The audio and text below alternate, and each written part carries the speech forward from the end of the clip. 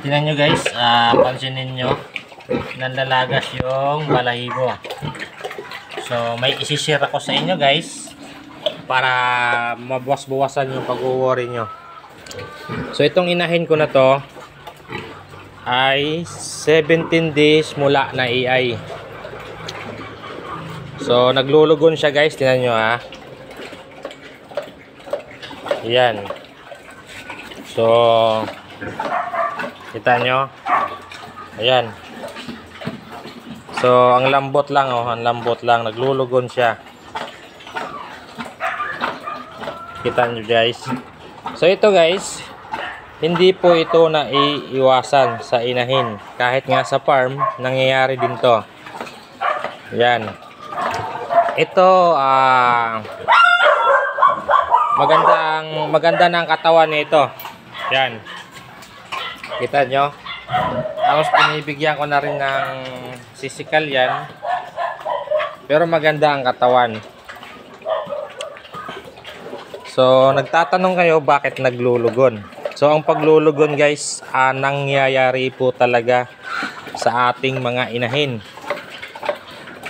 Kaya nga pag bagong walay, nag-i-inject tayo ng vitamins A, D, E, tsaka nagpapakain tayo ng grower dahil ayaw natin maabutan na maglugon habang hindi pa naglalandi ang ating inahin. So ito guys, 17 days, di ko pa masabing buntis to dahil 17 days pa. So para malaman natin na buntis talaga ang inahin, magbilang tayo ng 18 to 21 days. Kapag hindi pa po naglandi uli dyan, ibig sabihin may chance na pong buntis yan. Hindi na po kailangan umabot ng magbilang ka ng 42 days para ma-confirm mo talagang buntis. 18 to 21 days sapat na po na malaman kung buntis o hindi ang inahin. So ito, 17 days pa. So yung vulva niya normal naman, wala namang sign na maglandi siya uli. So ibig sabihin may chance na tong buntis. So ito guys, sa mga naka-encounter, sa mga nagwo-worry dahil naglulugon ng kanilang inahin, okay lang po to guys. Basta na EI na bago maglugon. Dahil kapag naglulugon kasi yung inahin natin tapos kasabay sa paglalandi, so swertihan lang po yung mabubuntis. Mayroong nabubuntis pero kadalasan hindi. So maliwanag po tayo dyan guys dahil marami pong nagtatanong bakit naglulugon ng kanilang inahin. So isa sa mga rason kung bakit naglulugon ng ating inahin guys, yung stress, kulang sa nutrients. Pero ito guys, dinadiet ko pa kasi ito. Kasi nga bagong EI lang, hindi pa natin alam kung buntis o hindi. Kapag ito nasa 21 days na hindi pa rin naglalandi, so confirm na yon buntis. So magdadagdag na ako ng pakain ito. So ito guys, inuulit ko, okay lang to. Ayan, kahit naglulugon dahil ang baboy nagpapalit po talaga ng balahibo din yan. Hindi na iiwasan yan. So natural lang po yan.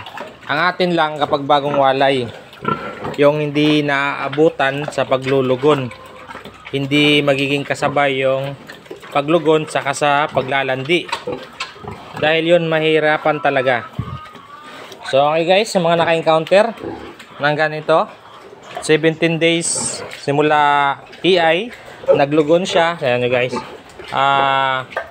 Yan. So okay lang po yan guys. Nangyayari po talaga yan.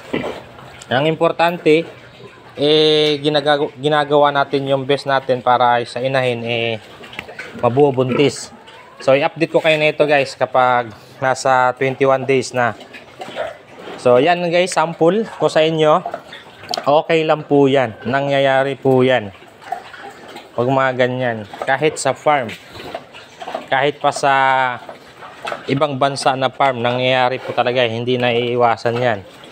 Dahil ang sa obserbasyon ko sa tagal kong nag-iinahin, parang ang baboy, parang nagpapalit din po sila ng balahibo. Yan. Yan din yung guys, oh, ang lambot, oh. Oh. Ang lambot lang yan, kahit hindi ko na hihilain. Yan. Yan nyo. Oh. Oh. So, okay lang po yan, guys. Basta, dahil kung sinasabi sa inyo, bago maglugon, dapat na AI na. So, yun lang guys. Maraming salamat. Sana maliwanagan po kayo pag nandito. Ito guys ay based lang sa aking mga experience sa pagmonitor. Lahat po yan naman pinag-aaralan po din natin yan, kung ano yung mga nangyayari sa ating mga alaga. So sinishare ko po sa inyo yan. So ito po ay mga base lang po ito sa mga experience ko, saka mga natutuklasan ko sa pag-iinahin. Yun naman yung isinishare ko sa inyo dahil laging may tanong na, sir, bakit naglulugon po ang aking inahin? Yun po yun guys. Kaya pag mga ganito, relax lang po kayo. Okay lang po yan. Basta importante na una i-AI bago maglugon. So yun po ang, kaya sa pagbagong walay guys, inuulit ko, paulit-ulit ako na mahalaga yung pagbibigay ng vitamins saka pagpurga. Dahil bago siya maglugon, ang habol natin, may AI na muna siya. May AI muna, okay lang kahit pagkatapos mag-AI, mga after weeks, kadalasan ganyan, weeks, naglulugon siya. So, yun lang guys. Sana nagka-idea kayo. Ito naman ay base lang po talaga to at obserbasyon ko sa akin pag-iinahin. So, yun lang guys. Maraming salamat. Happy farming everyone. And God bless.